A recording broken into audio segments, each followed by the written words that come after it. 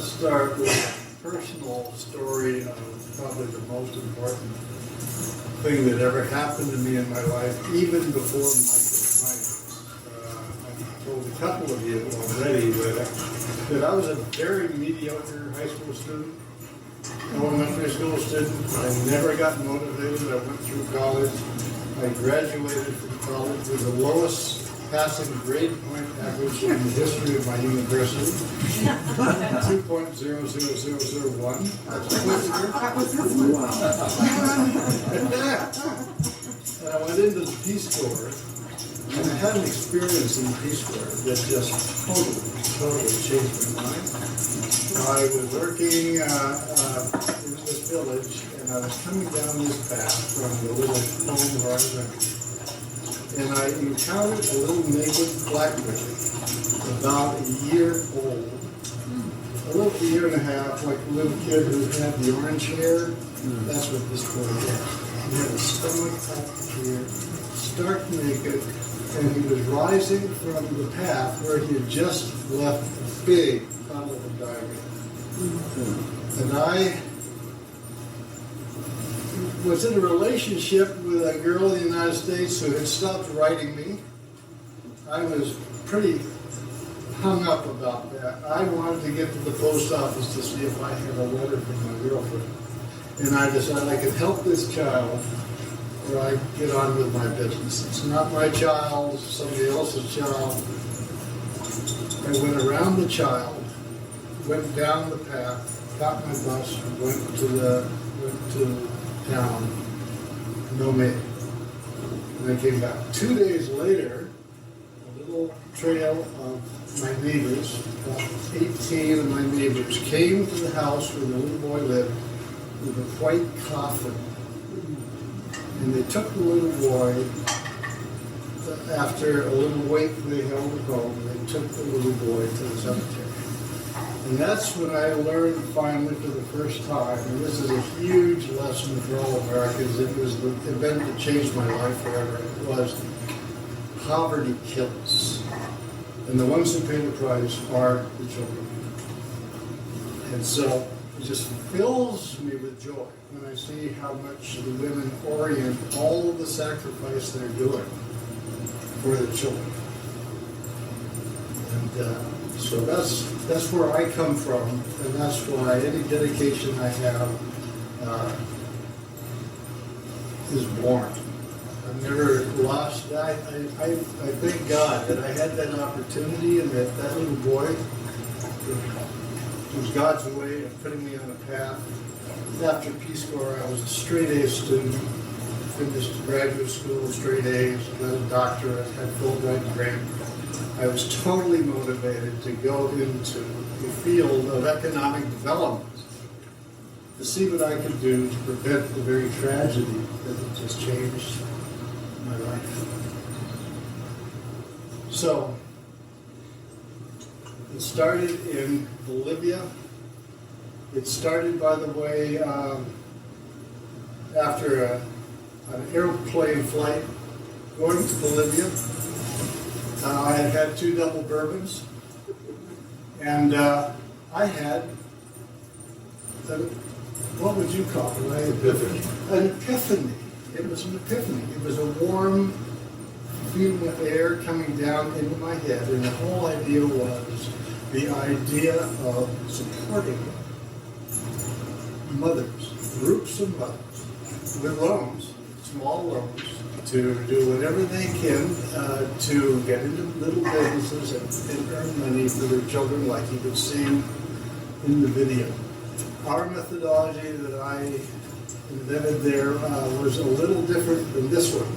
It would take a group of 30 mothers, and we would call that a village bank, and they would elect their officers, and they would keep their own books, and they would meet weekly, and it was just a different model, but it's another type of methodology of microfinance. It's called The Asamblea is basically it's a group of groups. Right, yeah. It meets two every 2 weeks, So, I walked that idea into the local AID mission, and I Here was a mahogany table with 15 bureaucrats. And I had a whiteboard and I made a picture, drew a picture of a single mother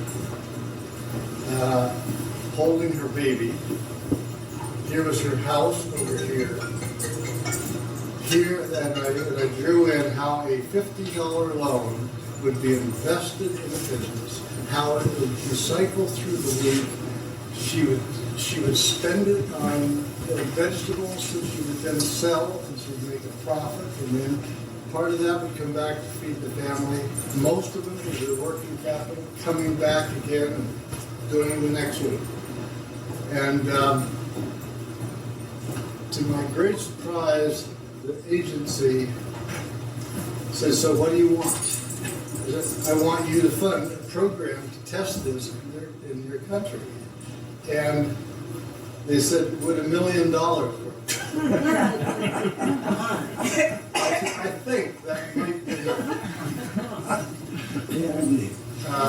2 days later, we signed a loan agreement, not a loan agreement, a grant agreement. I wasn't even a nonprofit. I was a single consultant in those days.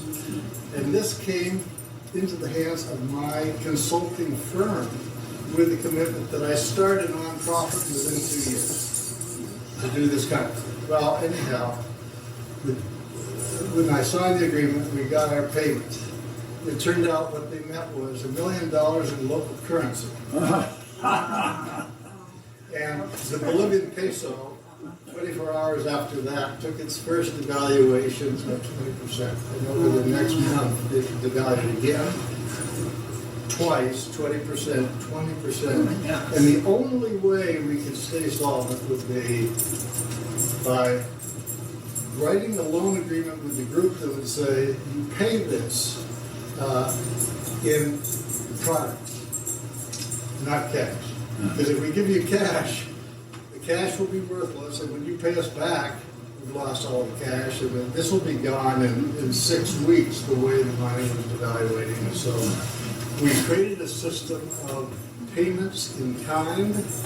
The women were the pillars of this whole process. Some were men, but it was mostly women. We maintained the value of the currency by giving the products we paid. We took the products that they gave us, stored them in the warehouses, waited until the market price went up a little bit, sold them, kept capitalizing our program, and in our first year we reached 433 communities and 17,000 families. And this was kind of like a little bombshell that went off in terms of the nonprofit world. And that's when I began to be a little Johnny Appleseed.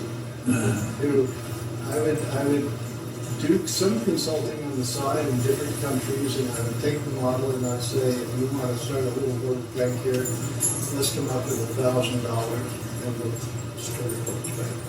And so it began to grow. Then this is where Bob and I intersect. It was, I encountered a group called Results. Bob were you one of the founding members of Results, Bob? No, I was on a long time member. 1986. 1986. Was founded in 1986. Yeah, and I was doing my stuff in Bolivia in 1982. But this is around the time too that I met my wife and soulmate, Marguerite Hatch, who died last year. Which is the reason why you couldn't come last year. That's why I couldn't come last year. And but anyway, she said, "Do you have an office for Think in the United States?" I said, "No." She said, "Well, why not come to Tucson and I'll be your free bookkeeper?" And I wasn't sure. Then she invited me to a group of Results volunteers who invited me to meet with them in a hot tub. And from that hot tub, I decided Mimi was the one that I needed, and she became my helpmate, my soulmate. She helped me write the first Village Bank manual, and suddenly this little movement began to take wings, and Results said, let's go to the Congress and see if we can't get a piece of legislation that will support microfining. They asked me to help write that. Mohammed Yunus was asked to come in and contribute, and Sam Harris of Results. And the result was a law known as the Self-Sufficiency for the Poor Act. 1987. Anybody old enough to remember that? I remember 18. I was born in 43. Yeah. So, Karen McClellan, wasn't it? yeah, Karen McClellan. And so 50 million dollars. And from there, Results moved into the area of designing what you call a global microfinance summit campaign. And from that point, that was the beginning of about 17 global meetings of microfinance institutions who were beginning to build their programs, meeting almost every year, at most once every 2 years, to keep this going. And the movement went larger and larger and larger. Today, and it was sustained. After the first 10 years, most of the grant funding for microfinance ceased to exist because these programs were considered by AID so successful that they can self-finance, so go borrow money, become banks, borrow money, relend it to these women, and put it on that basis. Well, it's a different story if you're doing this with grant funding than if you have to borrow money to then go out and lend it to the women that you just see in this program, and then you pay for that, and then start new loan cycles. As a result, many microfinance institutions began to come up market in the sense that they would start making larger loans to better off clients who paid a little more interest on the loan. They were becoming banks. And in the process, we began to leave the poorest of the poor behind. What we accomplished is that over in the 1960s, the 1990s, into 2000, almost to the present day, until about 2 years ago, the statistics are that the microfinance movement globally had reached 260 million families worldwide, which is just this incredible story. But part of the problem was we came up market at the same time. And so groups like Adelante stayed true to the cause and kept the eye on the person. And that's why this is, of all the institutions that I know about in Latin America today doing microfinance, this is the institution that I think is holding the faith better than anybody else. So I want to mention one recent development. I just came back from Uganda.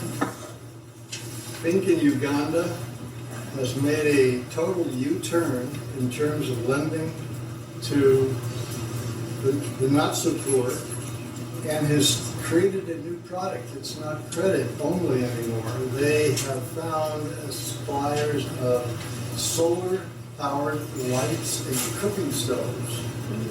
And they have now, in the last year, reached 3,000 families in Uganda with these products. And the solar cooking stove is something that still requires a little bit of wood to get started, but then the solar power kicks in and does the rest of the cooking. The solar stove even has a little nipple on it that you can plug in a cell phone, a link of plugins if you want, and start a little business charging the cell phones of your neighbors while you cook your food. The statistics are showing that the poor who are using these are saving 75% of their fuel costs for cooking by using solar-powered appliances. And lighting, Now they don't have to worry about rats at night. The rats get scared off by the light. They can have a solar power light on all night long when they have a new baby. So I'm just so excited about that. I'm so proud of Finca that it's finally beginning to show leadership in becoming this way instead of moving this way. So there's an unspoken kind of result that we haven't documented tonight, but I tried to touch on it at the very beginning of my story about the little black woman. I want to ask how many lives have been saved in the last 20 years, 30 years overseas because of the availability of credit in the hands of single mothers. And I say single mothers because if you want the image of poverty, it's a mother who is illiterate, trying to sustain, support 2 children, 3 children, 4 children, all by herself. And her market earning capacity, if she's going to go out and try to find a job, is no more than $1. How do you do that? That is the face of poverty. And that's who we're working with to show that you can pull out of that. She can pull out of that if she gets this little opportunity. I have a question. This is one that a friend of mine who was a university professor, well educated, and his wife as well, asked me years ago, and he said, Dave, if all these people are being saved, you know, it's kind of mean to say this, but world population, I belong to zero population growth, the world population is going to just grow if you save all these children. What do you say to him? You say to him that the biggest factor in slowing down population growth rate on the planet today is the education of girl children. It's the United Nations has incredible statistics showing how close. There's almost an equivalency now between girl children and boy children access to elementary school. And that all by itself is also putting a halt to a lot of the AIDS infection. Just the education of girl children is helping to reduce the population drastically. Well, and there's another factor over the years. Now this is microfinance has been working on this, but also results in there have been efforts for 20, 30 years now to reduce the infant mortality rate of children. Infant mortality rate is the number of children who died before the age of 1. And mortality rate of 50, which is 5%, is considered no longer, hunger is no longer a problem in a society. So we have lots and lots of societies that have reached this 50 per 1,000 live birth death. And microfinance has contributed nicely to that. Because if women can support themselves, they can educate their children, they can keep their children alive. And the population rate goes down. They don't need to have 9 children. They have 4 children or 3 children. We give education and we do some work with women's reproductive health. And the education piece is very, because what happens when women says, well, I really don't need to know that now. I wish I'd have known that then. Yeah. And so as you increase the educational levels, you will see a decline. It's concrete. And the birth rates, the number of children per family. that reminds me that another role that women are playing, the oldest daughters in many of these clients are beginning to be hired in microfinance programs as field officers, working in the very areas where they were born and lived, and it makes their mothers proud as can be to know that their daughter is now a leader and a project officer. I know you have, Finca has almost 50% of its field officers come from the children of the ex-clients, or children of Finca clients who have been able to get an education and complete secondary school. Okay, read it. I got it memorized. You can read it. Yeah. Okay, so we want to end this with the cheer that every Adelante meeting ends with. And this was borrowed from the Grameen Bank in Bangladesh, but it's the idea of creating a unifying cheer to end every meeting with. So we're going to do this. You Do you stand want up to say it first. in English? So we No, we're gonna do it in Spanish. Stand up. But what do the words mean? I'm gonna do it. Stand up. Unidad. Unidad. Don't repeat them. I'm just gonna say them. Then we'll do it. He's going to translate. Unidad means unity. Disciplina means discipline. Kind of makes sense. Trabajo, that means work. Valor means courage. Esta es, that means this is our form of life. And John, I'm not sure the esta is really right, but that's what we do. This is the way our life. I'm not sure it should be esto, but that's okay. Okay. The guy Hector who taught me that Puerto Rican teacher years ago. So what you do is you go unidad, disciplina, trabajo y valor 3 times. Esta es nuestra forma de vida. Higher about. Okay, so we do it 3 times. Unidad, disciplina, trabajo y valor. Unidad, disciplina, trabajo y valor. Unidad, disciplina, trabajo y valor. Esta es nuestra forma de vida.